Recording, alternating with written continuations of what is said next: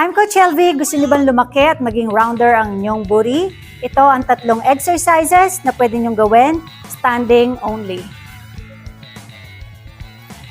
For the first exercise, squats.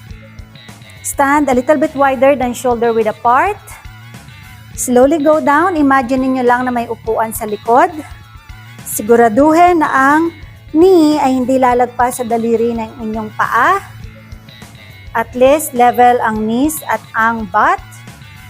When you go up, kunin lahat ng weight sa heels ninyo para mas tamaan ng inyong butt. At gawin to ng 15 repetitions. 2, 3, pwede nyo itong gawin.